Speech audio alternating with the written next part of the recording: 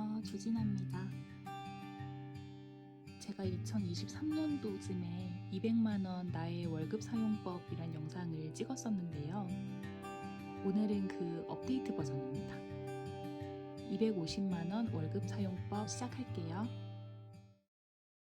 실수령액 250만원. 우선 기본 세팅은 이거예요. 선저축, 후지출. 너무 당연하죠? 선저축이고 후지출하는 거에 100만원 세팅할 겁니다. 저축 내역을 볼게요. 입출금이 자유로운 예비 현금은 저축액의 10% 정도로 세팅을 했어요. 16만원으로 세팅을 했습니다. 그리고 청약통장에 25만원을 넣고 있거든요. 이거는 의견이 다 다르잖아요. 뭐 최소 2만원만 넣고 그 횟수만 채우면 된다라는 의견도 있고, 이 청약통장에 어느 정도의 금액을 모아놓고 싶다라는 생각이 있기 때문에 소득공제도 받을 수 있을 만큼 넣는 게 좋겠다라고 생각을 해서 25만원으로 넣고 있습니다. 약간씩 마이너스 통장도 사용을 하는데요. 그게 이 청약저축 활용을 하고 있어가지고 그런 점 때문에도 저는 25만원을 모으고 있습니다. 정기적금을 이제 1월부터 새로 들었거든요. 그래서 이게 50만원, 투자용으로 99만원을 세팅을 해놨어요. 이렇게 하면은 150만원이에요. 지출 내역, 저는 대출이자 나가는 게 있어서 22만원 정도, 관리비 6만원 내고 있고, 공과금은 뭐 가스요금이나 전기요금, 우선 제가 세팅해 놓은 금액은 84,000원입니다. 겨울에는 가스요금이 많이 나오고 여름에는 전기요금이 많이 나오고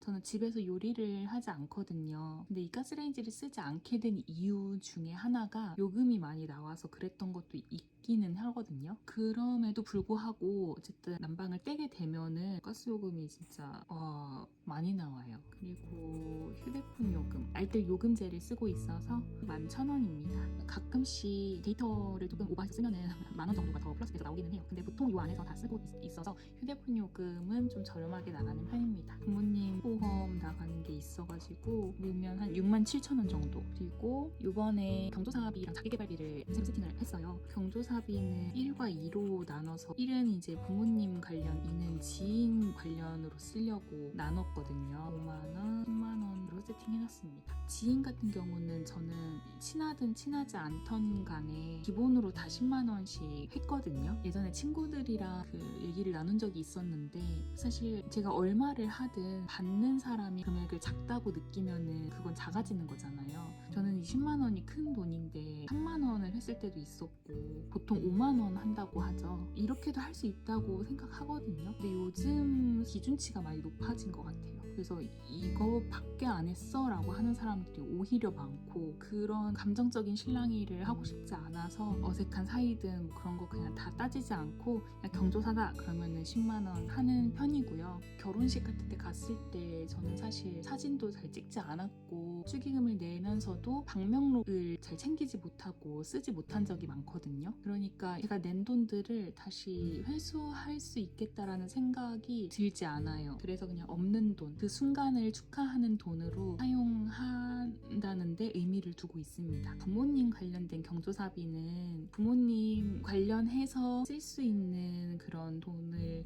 모아놓고 싶어서 이렇게 세팅을 하게 됐거든요. 여행을 다닐 때 비용으로 쓰지 않을까 싶어요. 두 분과 그런 시간을 많이 보낼 수 있으면 좋겠다라는 생각을 잠시 하게 되었습니다.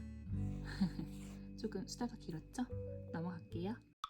자기계발비 세팅했다고 했잖아요. 10만원을 세팅을 해놨어요. 예전에는 이 항목을 따로 빼지는 않았었지만 운동을 하기 위해서 헬스장을 끊는다거나 책을 산다던가 아니면 배우고 싶은 것이 있어서 학원을 등록한다던가 이런 것들에 썼던 비용들이 사실 자기 개발비였던 거잖아요. 운동 등록비로 많이 쓰지 않을까 싶기는 해요. 좋아하진 않지만 그래도 필요하다는 거는 알고 있기 때문에 안 하지 않을 수는 없으니까 운동 등록비로 많이 사용이 되지 않을까 싶습니다.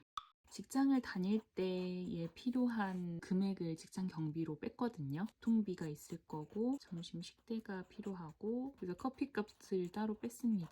교통비는 한 달에 88,000원이고 그 K패스 환급을 받을 수가 있는데요. 그 환급금이 보통 월에 한 1만 원 정도 되더라고요. 근데 이 환급금은 따로 생각하지 않고 제가 제 예산에서 설정한 금액입니다. 그리고 점심식 때 20만 원으로 잡았거든요. 한 번 먹을 때 8,000원씩 해서 25회로 이렇게 설정을 했어요. 근데 사실 8,000원짜리 밥 찾기가 너무 어려워요. 11,000원 정도로 올라간 것 같고 13,000원 그 정도까지는 생각을 해야 돼요.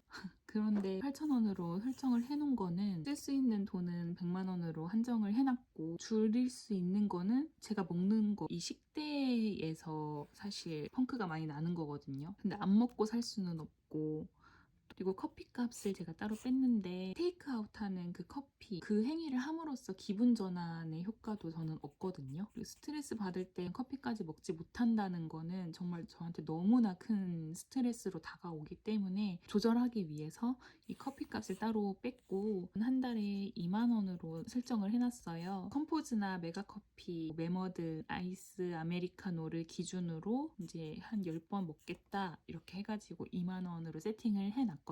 그렇게 해서 지출하는 총 금액 100만 원이 세팅이 되었습니다.